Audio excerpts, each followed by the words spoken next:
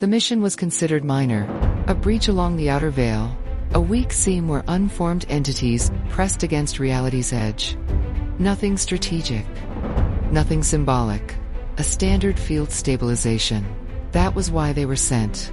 Newly paired units were always tested on Lumpact assignments. The testing chamber opened into the fracture zone, like a wound in the sky. Energy bled through in uneven pulses, distorting gravity and sound. Fragments of unshaped matter drifted in slow, uncertain spirals. Aurelian moved first. He didn't hesitate. The instability pulled at him immediately, currents dragging toward the rupture.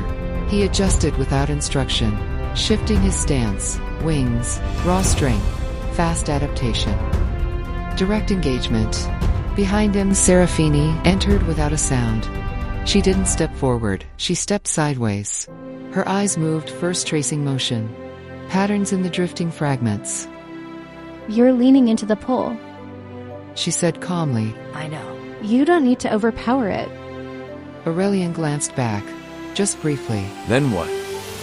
She pointed not at the breach, but at a narrow, pulsing seam off to the side. There, that's the anchor.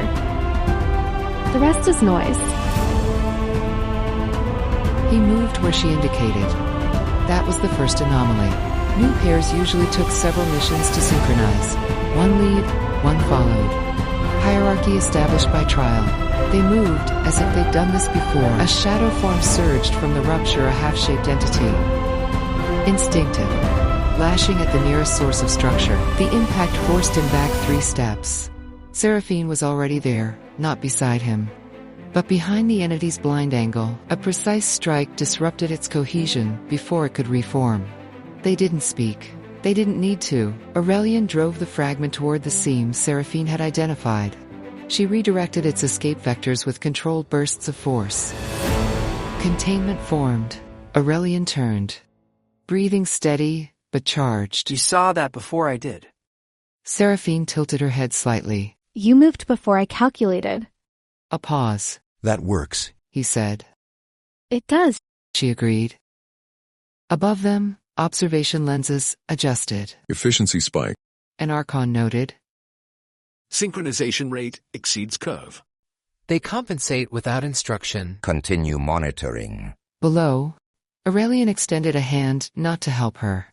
Not formally, just instinctively.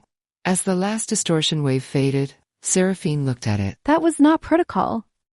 She hesitated a fraction of a second too long. Then she took it, only to steady herself, only for a moment. But in the record, a new notation appeared. Physical contact, outside directive parameters. Duration, negligible impact, unknown. They released immediately. Neither mentioned it. As they exited the fracture zone, the field lights settled back into calm alignment. Aurelian glanced at her once. Not with curiosity, but recognition. We're better together. He said. Seraphine didn't answer right away. Yes. She said at last. And far above, in systems designed to predict everything, a small deviation entered the model. It did not look dangerous. Not yet.